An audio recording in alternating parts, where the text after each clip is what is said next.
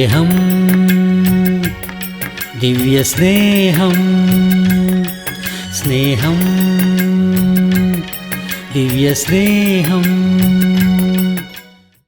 ലൂക്കോസിന്റെ സുവിശേഷം 10-ാം അധ്യായം 38-ാം വാക്യം മുതൽ വായിക്കുകയാണ്. ബഥാന്യ എന്ന ഗ്രാമത്തിൽ കൂടി യേശു പോകുന്ന സമയത്ത് മാർത്ത എന്ന ഒരു സഹോദരി വന്നിട്ട്, കർത്താവേ, എൻ്റെ ഭവനത്തിലേക്ക് വരുമോ എന്ന് പറഞ്ഞ് കർത്താവിനെ ക്ഷണിച്ചു. അവൾക്ക് മറിയ എന്നു പേരുള്ള ഒരു സഹോദരിയുണ്ട്, ലാസർ എന്ന പേരുള്ള ഒരു സഹോദരനുമുണ്ട്. യേശുക്രിസ്തുവിനെ സ്നേഹത്തോടുകൂടി വിരുന്നിനു വേണ്ടി ക്ഷണിച്ചത് മാർത്തയാണ്.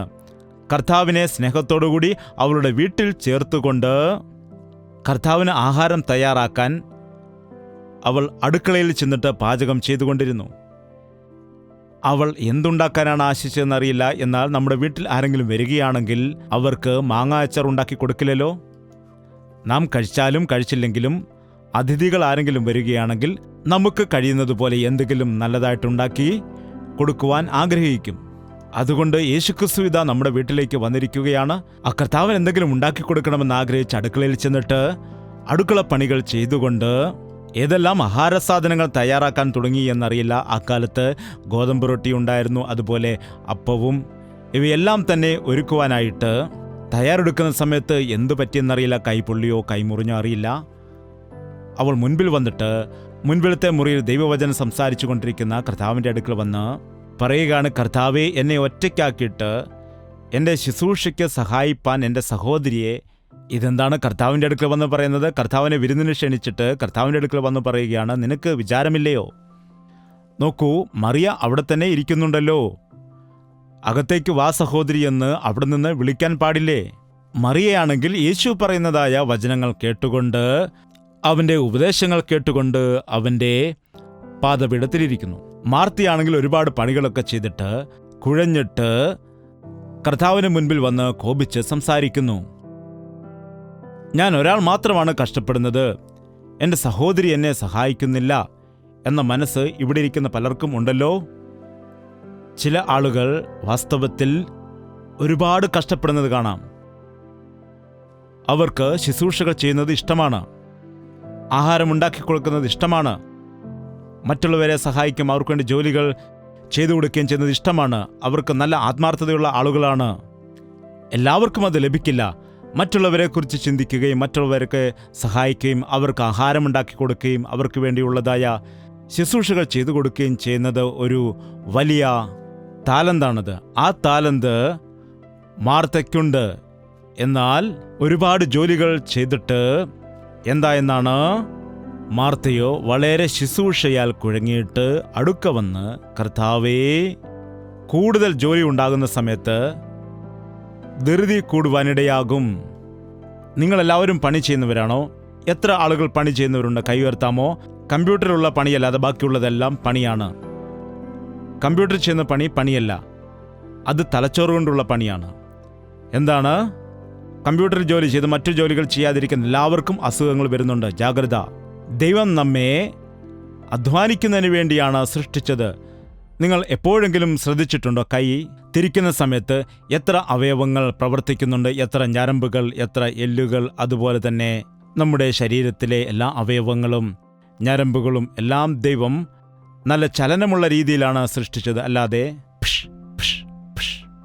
ഇങ്ങനെയല്ലല്ലോ സൃഷ്ടിച്ചത്. എന്താണ്? ഏത് ജോലിയും ചെയ്യുവാനും കഴിയുന്നതായ കഴിവുള്ള രീതിയിലാണ് നമ്മുടെ ശരീരത്തെ സൃഷ്ടിച്ചത്. ആ ശരീരത്തോട് ചേർന്ന് പ്രവർത്തിക്കുന്ന തലച്ചോറും നൽകി, തലച്ചോറിൽ നിന്ന് കൽപ്പനകൾ വരുന്ന സമയത്ത് അതനുസരിച്ച് ശരീരം പ്രവർത്തിക്കുന്നുണ്ട്. നാം ജോലി ചെയ്യുമ്പോൾ നമുക്ക് ആരോഗ്യം ലഭിക്കുന്നു, സന്തോഷം ലഭിക്കുന്നു. അതുകൊണ്ട് നാം ജോലി ചെയ്യണം. ജോലി ചെയ്യാത്ത ആളുകൾ ആഹാരം കഴിക്കരുത്.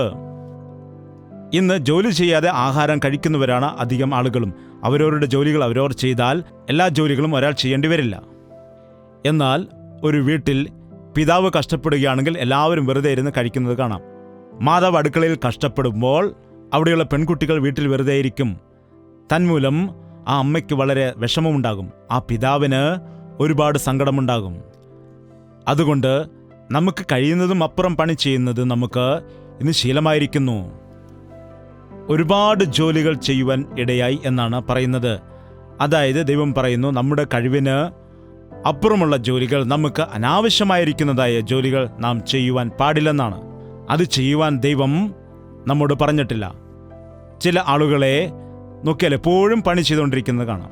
എന്തിനു വേണ്ടിയാണ്? പണത്തിനു വേണ്ടിയാണ്. മക്കൾക്ക് വേണ്ടി കഷ്ടപ്പെട്ടാൽ അത് വേറെ കാര്യമാണ്, കുടുംബത്തിന് വേണ്ടി കഷ്ടപ്പെട്ടാൽ അത് വേറെ കാര്യമാണ്. എപ്പോൾ നോക്കിയാലും പണം സമ്പാദിക്കുന്നതിന് വേണ്ടി ഭാര്യയെയും മക്കളെയും വിട്ടിട്ട് തൻ്റെ ആരോഗ്യവും തൻ്റെ ശരീരത്തിൻ്റെ സ്ഥിതിയും എല്ലാം തന്നെ മറന്നിട്ട് രാത്രിയും പകലും ജോലി ചെയ്ത് സമ്പാദിച്ച് അവസാനം രോഗബാധിതരായിട്ട് പണം മുഴുവൻ ഡോക്ടർക്ക് കൊടുക്കുന്നത് കാണാം. നമ്മുടെ ശരീരത്തിന് ആവശ്യമായ ആഹാരം സമ്പാദിക്കുന്നതിന് വേണ്ടി, നമ്മുടെ മക്കളെ പരിപാലിക്കുന്നതിനായിട്ട് നാം പണി ചെയ്യണം. വെറുതെ ഇരുന്നാൽ വയർ നിറയുമോ? ജോലിയിൽ ശ്രേഷ്ഠതയും അനുഗ്രഹവും നന്മയും ആവശ്യമായിരിക്കുന്നു എങ്കിൽ നമ്മുടെ ജോലിയുടെ ഭാരത്തെ ദൈവത്തിന് ഏൽപ്പിച്ചു കൊടുക്കണം. നമുക്ക് വായിക്കാം സദൃശ്യവാക്യങ്ങൾ 16 അധ്യായം 3 വാക്യം. നിന്റെ പ്രവൃത്തികളെ യഹോവയ്ക്ക് സമർപ്പിക്കുക, എന്നാൽ നിന്റെ ഉദ്ദേശങ്ങൾ സാധിക്കും. എൻ്റെ എല്ലാ ജോലികളെയും ഞാൻ മറന്നു പോകാതെ ഒരു പേപ്പറിൽ എഴുതി വയ്ക്കാനിടയാകും. രാവിലെ എഴുന്നേറ്റ് കഴിഞ്ഞാൽ പിന്നെ എന്തെല്ലാം ജോലികളുണ്ട്. ശുഭവാർത്തയ്ക്ക് TV പ്രോഗ്രാമുകൾ അയച്ചു കൊടുക്കണം, ഹിന്ദി പ്രോഗ്രാമുകൾ അയച്ചു കൊടുക്കണം, എഡിറ്റിംഗ് ചെയ്യണം, ഷൂട്ടിംഗ് ചെയ്യണം, നാളെ ഫോൺ കോൾസുകൾ പരിശോധിച്ചിട്ട് ആ വിവരങ്ങൾക്ക് വേണ്ടിയെല്ലാം പ്രാർത്ഥിക്കണം. എവിടെയാണ് മീറ്റിങ്ങിന് പോകേണ്ടതെന്ന് ദൈവത്തോട് ചോദിച്ച് തീരുമാനിക്കണം. ഇങ്ങനെ അനേകം ജോലികൾ, ഇവയെല്ലാം ഒരു പേപ്പറിൽ എഴുതി വെച്ചിട്ട് കൈവച്ചിട്ട് അതിനുവേണ്ടി പ്രാർത്ഥിക്കാനിടയാകും. ഇതിൽ ഏതാണ് നിന്റെ ഹിതം? ഏതാണ് ആദ്യം ചെയ്യേണ്ടത്? ഏതാണ് പിന്നീട് ചെയ്യേണ്ടത്? അനേകം ആളുകളുടെയും കാര്യം എന്താണെന്ന് വെച്ചാൽ, ആദ്യം ചെയ്യേണ്ട പണി അവർ അവസാനം ചെയ്യാനിടയാകും. അവസാനം ചെയ്യേണ്ട പണി വന്നിട്ട് ആദ്യവും ചെയ്യും. നാളെ ഉടുക്കേണ്ടതായ സാരി ഇപ്പോൾ ഇസ്തിരി ഇട്ടുകൊണ്ടിരുന്നിട്ട് ഭർത്താവ് വന്ന് എന്ത് ചെയ്യുകയാണെന്ന് ചോദിക്കുമ്പോൾ സാരി അയൺ ചെയ്യുകയാണ്, ആഹാരം വെക്കുവാൻ മറന്നുപോയി എന്ന് പറഞ്ഞാൽ എന്തായിരിക്കും? അതാത് ദിവസത്തെ പണി അതാത് ദിവസം തന്നെ ചെയ്യണം. നമ്മിൽ പല ആളുകളും പറയും നാളത്തേക്ക് നോക്കാം എന്ന്. ഏത് ജോലിയാണെങ്കിലും ഇന്നത്തെ ജോലി നാളത്തേക്ക് മാറ്റിവെക്കാൻ പാടില്ല. ഞാനൊരു പേപ്പറിൽ ഇങ്ങനെ എഴുതി വച്ചിട്ടുണ്ട്, ഇന്നത്തെ ജോലി നാളത്തേക്ക് നീക്കിവെക്കരുത്. അതാത് ദിവസത്തെ ജോലി അതാത് ദിവസം തന്നെ ചെയ്യുക. പ്രധാനപ്പെട്ട ജോലികൾ ആദ്യം ചെയ്യുക, അതുപോലെ അത്യാവശ്യമില്ലാത്ത ജോലികൾ അവസാനം ചെയ്യുക. ഏതാകുന്നു അനാവശ്യമായത് അത് ചെയ്യാതെ ഉപേക്ഷിക്കുക. അപ്പോൾ വെപ്രാളം ഉണ്ടാവുകയില്ല. അതാണ് പാവം മാർത്തയ്ക്കുണ്ടായത്. അവൾ കർത്താവിൻ്റെ അടുക്കൽ വന്ന് പരാതിപ്പെട്ടപ്പോൾ കർത്താവ് പറഞ്ഞു, മാർത്തേ, നീ പലതിനെ ചൊല്ലി വിചാരപ്പെട്ടും മനം കലങ്ങിയുമിരിക്കുന്നു. എന്നാൽ അല്പമേ വേണ്ടൂ, അല്ല ഒന്നു മതി. ആശങ്ക വർദ്ധിക്കുന്നു. അതുപോലെ കൂടുതൽ ജോലിയുണ്ടാകുമ്പോൾ എന്താണ് സംഭവിക്കുന്നത്? ദുഃഖവും ഉണ്ടാകുന്നു. അവൾ അസ്വസ്ഥയാകുന്നു, അവളുടെ മനം കലങ്ങുകയും ചെയ്യുന്നു. ആ ജോലി ചെയ്തില്ല, ഈ പണി കഴിഞ്ഞില്ല, അത് ചെയ്തില്ല, ഇത് ചെയ്തില്ല, അതെങ്ങനെയാകും, ഇതെങ്ങനെയാകും, എന്തു ചെയ്യും എന്ന് അനേകമായിട്ടുള്ള വിഷയങ്ങൾ കാരണം മനുഷ്യൻ ഭാരപ്പെട്ടുകൊണ്ടിരിക്കുന്നു. രാവിലെ എഴുന്നേറ്റലുടൻ ഒരു പണിയും നടന്നില്ല എന്ന് പറഞ്ഞുകൊണ്ട് ഓരോരോ കാര്യങ്ങൾ ചെയ്തുകൊണ്ടെല്ലാം പകുതിയിൽ വെച്ച് ഉപേക്ഷിക്കുന്നതായിട്ട് കാണാം. കർത്താവ് പറഞ്ഞ പാഠം ഏറ്റെടുക്കാം. നാം എന്താണ് പഠിക്കേണ്ടത് അതിൽ നിന്ന്? നീ പലതിനെ ചൊല്ലി വിചാരപ്പെട്ടും മനം കലങ്ങിയും ഇരിക്കുന്നു. എന്നാൽ ആവശ്യമായത് അല്പമേ വേണ്ടൂ, അല്ല ഒന്നു മതി. എന്താണ്? മറിയ ഉത്തമമായത് തിരഞ്ഞെടുത്തിരിക്കുന്നു. അത് അവളിൽ നിന്ന് ആർക്കും എടുത്ത് കളയുവാനും കഴിയുകയില്ല. എന്താണ്? യേശുവിൻ്റെ പാദപീഠത്തിൽ ഇരുന്നുകൊണ്ട് അവൻ്റെ ഉപദേശം കേൾക്കുകയാണ്. കണ്ടില്ലേ? നമ്മുടെ ജീവിതത്തിലെ ഏറ്റവും പ്രധാനപ്പെട്ട പണി, ആദ്യത്തെ ജോലി, രാവിലെ എഴുന്നേറ്റാൽ ഉടൻ തന്നെ കർത്താവിൻ്റെ പാദപീഠത്തിൽ ഇരുന്നുകൊണ്ട് അവൻ്റെ സ്വരം കേൾക്കുവാൻ കഴിഞ്ഞാൽ, അവൻ്റെ സന്നിധിയിൽ നിന്നുള്ളതായ അനുഗ്രഹത്തെ നിനക്ക് പ്രാപിക്കാൻ കഴിഞ്ഞാൽ നിനക്ക് ജോലികൾ ഭാരമാകില്ല. നീ കൈവയ്ക്കുന്നതെല്ലാം ചെയ്യാൻ കഴിയും. നീ ചെയ്യുന്നത് സകലതും സഫലമായി തീരും. നീ ഒരു തവണ ചെയ്യുന്ന സമയത്ത് തന്നെ, നിങ്ങൾ കണ്ടിട്ടില്ലേ തീപ്പെട്ടി കത്തിക്കുമ്പോൾ ഒറ്റക്കൊള്ളി കൊണ്ട് തന്നെ ഉരച്ച് കത്തിക്കുന്നത്? ഇപ്പോൾ അതില്ലല്ലോ. ഒരേ ലൈറ്റർ കൊണ്ട് തന്നെ ടിഷ്യൂ എന്ന് കത്തിക്കുന്നതിന് പകരമായി യേശുവേ എന്ന് പ്രാർത്ഥിച്ചിട്ട് ഒറ്റ പ്രസിൽ തന്നെ കത്തിക്കുകയാണെങ്കിൽ അങ്ങനെ എത്ര പേർക്ക് ചെയ്യാൻ കഴിയും? നാളെ മുതൽ ചെയ്യുക, പ്രാർത്ഥിച്ചുകൊണ്ട് തന്നെ. ഒറ്റ ഞെക്കി തന്നെ കത്തുവാനിടയാകണം. എന്തെങ്കിലും കേടുണ്ടെങ്കിൽ റിപ്പയർ ചെയ്യുക. നമ്മൾ ഒരു കാര്യം ഒറ്റത്തവണ ചെയ്യുന്ന സമയത്ത് അതിൽ എത്രമാത്രം സമയം ലാഭിക്കാൻ കഴിയും, എത്ര അനുഗ്രഹമായി തീരും, തന്മൂലം കൂടുതൽ ജോലി ചെയ്യുവാൻ കഴിയും. അതായിരിക്കും യഥാർത്ഥമായ ദൈവത്തിൻ്റെ അനുഗ്രഹം. മറിയ നല്ല അംശം തിരഞ്ഞെടുത്തു. അത് അവളിൽ നിന്ന് ആർക്കും അപഹരിച്ചെടുക്കുവാൻ കഴിയില്ല. എന്താണ് അപഹരിക്കാൻ കഴിയാത്തത്? ദൈവത്തിൻ്റെ കയ്യാൽ നീ അനുഗ്രഹിക്കപ്പെട്ട വ്യക്തിയാണെങ്കിൽ നിന്റെ അനുഗ്രഹത്തെ തട്ടിയെടുക്കുവാൻ ആർക്കും കഴിയുകയില്ല. ഭയപ്പെടേണ്ടതായ ഒരു കാര്യവുമില്ല. എന്നെ കബളിപ്പിക്കുമോ, എന്നെ വഞ്ചിക്കുമോ, എന്നെ ഇതിൽ നിന്ന് ഒഴിവാക്കിക്കളയുമോ, എന്റെ ഭാവി എന്തായിത്തീരും എന്നുള്ളതായ ഭയത്തെ ഈ കാലത്ത് മനുഷ്യൻ വേദന അനുഭവിക്കുന്നു. മറിയ എന്താണ് തിരഞ്ഞെടുത്തത്? കർത്താവിന്റെ പാദപീഠത്തിൽ ഇരുന്നു കൊണ്ട് അവന്റെ വചനത്തെ ഗ്രഹിക്കുകയാണ്. അവന്റെ വചനം ധ്യാനിക്കുന്നവൻ അനുഗ്രഹിക്കപ്പെടും. അവന്റെ വചനം കേൾക്കുന്നവൻ ഭാഗ്യവാനാണ്. അവന്റെ വചനപ്രകാരം ജീവിക്കുന്ന ആളുകൾ 30 മേനിയും 60 മേനിയും 100 മേനിയും ഫലം കായ്ക്കും. ഇന്നും അനേകം വിശ്വാസികളുടെ ജീവിതത്തിലും അനുഗ്രഹം ഉണ്ടാകാതിരിക്കുന്നതിൻ്റെ കാരണമെന്താണ്?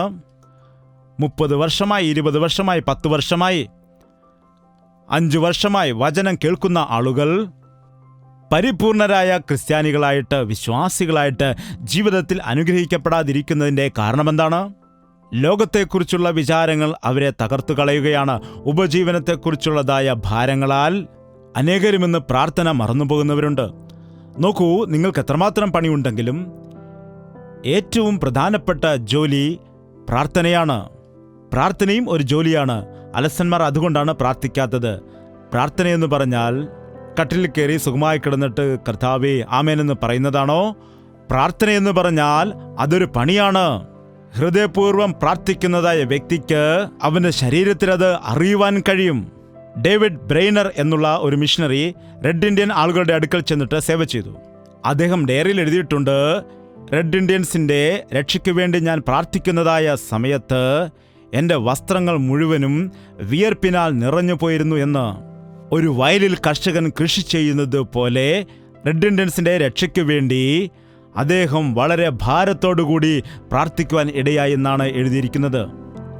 മറിയ കർത്താവിൻ്റെ പാദപീഠത്തിൽ ഇരുന്നു കൊണ്ട് മൗനമായി അവൻ്റെ വചനം കേൾക്കുകയാണ്. അവൻ്റെ വാക്കുകൾ കേൾക്കുകയാണ്. അവൻ്റെ വചനങ്ങൾ കേൾക്കുന്നു. അവൻ്റെ വചനങ്ങൾ ഹൃദയത്തിൽ സംഹരിക്കുകയാണ്. കർത്താവ് പറഞ്ഞു, മാർത്തയേ, ആവശ്യമായത് ആദ്യം ചെയ്യുക, പ്രാർത്ഥന. അപ്പോൾ പാത്രമെടുത്ത് അങ്ങോട്ട് എറിഞ്ഞിട്ട് ഞാനും പ്രാർത്ഥിക്കാമെന്ന് പറഞ്ഞിട്ട് മാർത്ത വന്ന് ദൈവത്തിൻ്റെ സന്നിധിയിൽ ഇരുന്നെന്നാണോ? ചില ആളുകൾ ജോലി ചെയ്യാതെ പ്രാർത്ഥനയുടെ പേര് പറഞ്ഞിട്ട് പണി ചെയ്യാതിരിക്കും. ഇത് തെറ്റാണ്. പ്രാർത്ഥനയോടുകൂടി തന്നെ ജോലി ചെയ്യണം. പ്രാർത്ഥിക്കുന്ന മനുഷ്യൻ പണി ചെയ്യും, അല്ലാതെ വെറുതെ കിടന്നുറങ്ങുകയില്ല. ഞാൻ പലപ്പോഴും കാണുന്നതാണ്. പ്രാർത്ഥിക്കുന്നതായ സമയത്ത് സ്വർഗീയ ദർശനങ്ങൾ നമുക്ക് ലഭിക്കും, സ്വർഗീയ ആലോചനകൾ നമുക്ക് ലഭിക്കും. കർത്താവ് തൻ്റെ ഉദ്ദേശങ്ങളും പദ്ധതികളും നമുക്ക് വെളിപ്പെടുത്തി തരും. കർത്താവിൻ്റെ ആലോചനകളും പദ്ധതികളെക്കുറിച്ച് നമുക്ക് അറിയിച്ചു തരും. അപ്പോൾ അവൻ്റെ ഹിതം നിറവേറ്റുന്നതിന് വേണ്ടി പ്രാർത്ഥന നമുക്ക് ശക്തിയും ബലവും നൽകുവാനിടയാകും. മുന്നമേ അവൻ്റെ രാജ്യവും നീതിയും അന്വേഷിക്കുക, അപ്പോൾ ഇവയെല്ലാം നിങ്ങൾക്ക് ലഭിക്കും. എന്താണ്? എന്തു തിന്നും, എന്തു കുടിക്കും, എന്തു ധരിക്കും എന്ന് നിങ്ങൾ ജാതികളെപ്പോലെ നിങ്ങൾ ആകുലപ്പെടരുത്. മുന്നമേ അവൻ്റെ രാജ്യവും നീതിയും അന്വേഷിക്കുക, അപ്പോൾ ഇവയെല്ലാം നിങ്ങൾക്ക് ലഭിക്കുവാൻ ഇടയാകും.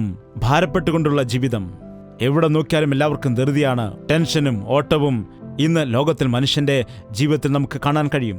ഹൈദരാബാദ് പോലുള്ള സിറ്റിയിൽ നോക്കുകയാണെങ്കിൽ രാവിലെ എഴുന്നേറ്റ് യാത്ര ചെയ്യും. കാരണം ഓഫീസിൽ പോകാൻ 20 കിലോമീറ്റർ പോകണം, അല്ലെങ്കിൽ 30 കിലോമീറ്റർ പോകണം.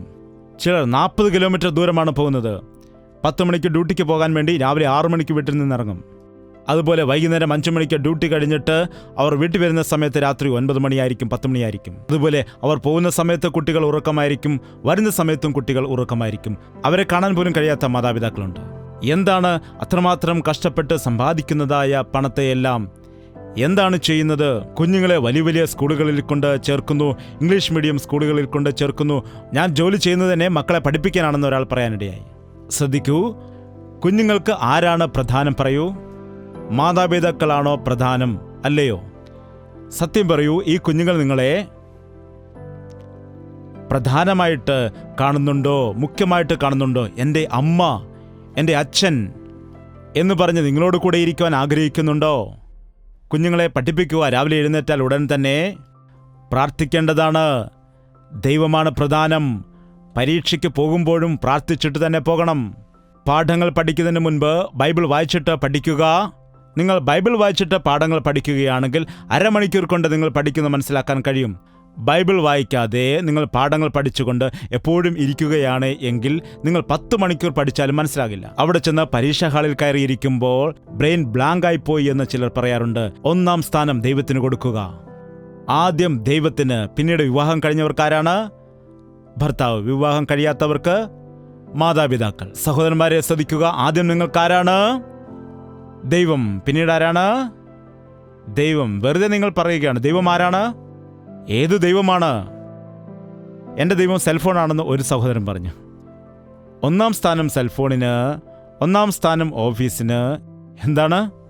കഴിഞ്ഞ ദിവസം ഒരു സഹോദരി പറഞ്ഞു, എൻ്റെ ഭർത്താവിന് ജോലി 1-ാം ഭാര്യയും ഞാൻ 2-ാം ഭാര്യയുമാണെന്ന്. എത്ര ജോലി ഭാരം ഓഫീസിലുണ്ടെങ്കിലും അവിടുത്തെ ജോലിയെല്ലാം തീർത്തിട്ട് വീട്ടിൽ വന്നിട്ട് ഭാര്യയും മക്കളുമായിട്ട് സമയം ചെലവഴിക്കണം. അല്ലാതെ നീ റോഡിൽ കൂടി കറങ്ങി നടന്ന് ഓരോരോ കാര്യങ്ങൾ വീട്ടിൽ കൊണ്ടുവന്നാൽ എന്ത് സംഭവിക്കും?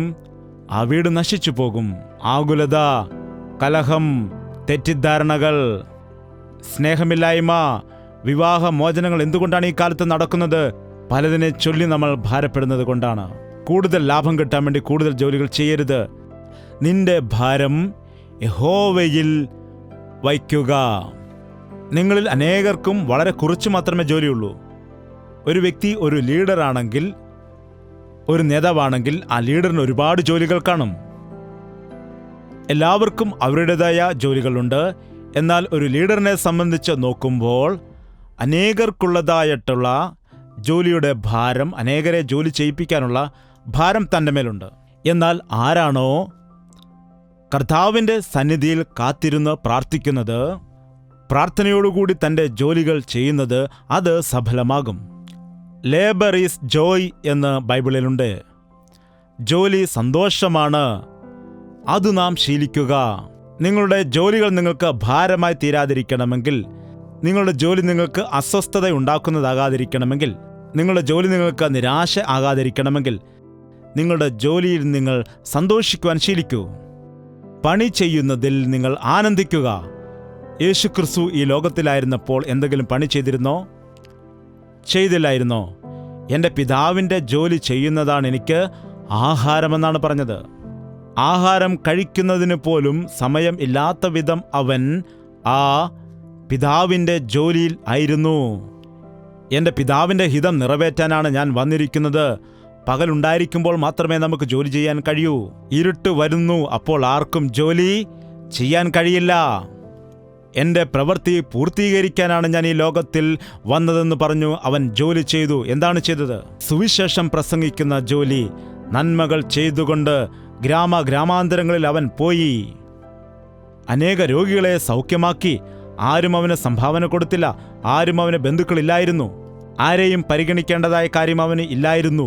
എന്നാൽ ലോകത്തിൻ്റെ പാപം ചുമക്കുന്ന ദൈവത്തിൻ്റെ കുഞ്ഞാടായി എല്ലാവരുടെയും ഭാരത്തെ, എല്ലാവരുടെയും പ്രശ്നത്തെ, എല്ലാവരുടെയും പാപത്തെ വഹിച്ചുകൊണ്ട് പണി ചെയ്തതായ കർത്താവ് മുഷിഞ്ഞതായിട്ടാകട്ടെ, കുഴഞ്ഞതായിട്ടാകട്ടെ, നിരാശപ്പെട്ടതാകട്ടെ, ഇടയ്ക്ക് ഇട്ടിട്ട് പോയെന്നാകട്ടെ, ബൈബിളിൽ എവിടെയും നമുക്ക് കാണുവാൻ കഴിയില്ല.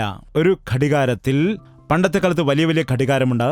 ആ വലിയൊരു ഘടികാരത്തിൽ അതിൻ്റെ മെക്കാനിക്ക് സെക്കൻഡ് സൂചി ഉണ്ടല്ലോ, അതിൽ മണിക്കൂറുകളും മിനിറ്റുകളും സെക്കൻഡുകളും കാണിക്കുന്ന സൂചികൾ. അതിൽ സെക്കൻഡ് സൂചി ഘടിപ്പിക്കുന്നതായ സമയം ആ സെക്കൻഡ് സൂചി ചോദിക്കാനിടയായി, എന്തിനാണ് എന്നെ ഫിറ്റ് ചെയ്യുന്നത് എന്ന്.